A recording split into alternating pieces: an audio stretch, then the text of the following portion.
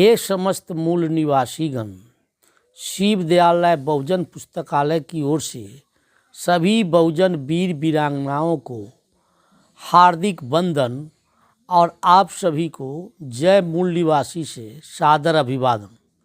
साथियों, आज हम बात करते हैं विज्ञान के चलते उपराष्ट्रपति की कुर्सी ठुकराने वाले महान वैज्ञानिक डॉक्टर सी.वी. रमन की। डॉक्टर सी.वी. रमन एक महान वैज्ञानिक थे जिन्होंने शोध के लिए उपराष्ट्रपति की कुर्सी ठुकरा दी। उनका पूरा नाम चंद्रशेखर वेंकट रमन था। वे नोबेल पुरस्कार विजेता प्रतिभावान वैज्ञानिक थे। 7 नवंबर 1888 को दक्षिण भारत के तमिलनाडु, तब मद्रास प्रेसिडेंसी के तिरुचिरापल्ली में उनका जन्म हुआ था। उनके पिता का नाम चंद्रशेखर अय्यर और माता का नाम पार्वती अम्मल था। उनकी पत्नी का नाम लोक सुंदरी था। रमन और लोक सुंदरी से 2 पुत्र हुए, चंद्रशेखर और राधा कृष्णन। डॉक्टर सी.वी. रमन सिर्फ 11 वर्ष की आयु में मैट्रिक की परीक्षा पास कर ली। बचपन से ही इन्हें भौतिक विज्ञान में काफ़ी रुचि थी। इस विषय का प्रभाव इस कदर पड़ा कि रमन भौतिक सूत्रों को बारीकी से समझने में जुट गए। रमन ने जब प्रेसिडेंसी कॉलेज में दाखिला लिया तो प्राध्यापकों को सहसा यकीन नहीं हुआ कि कोई किशोर इतना जानकार हो सकता है।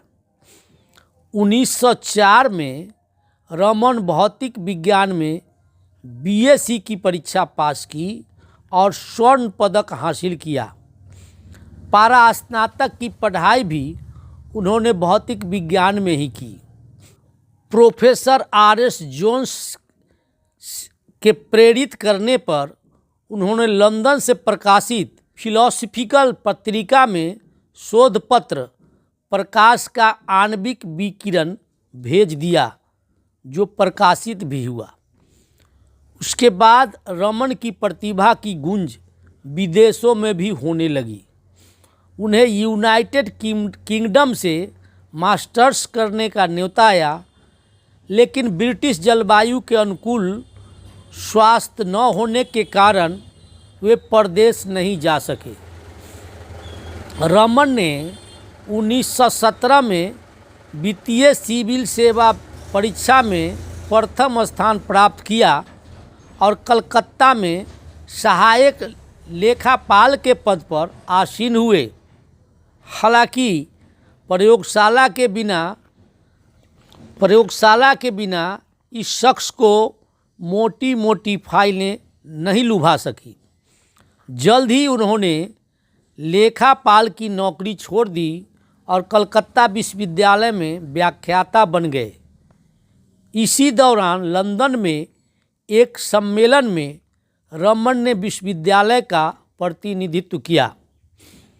1924 में रमन को लंदन के रॉयल सोसाइटी का सदस्य बनाया गया।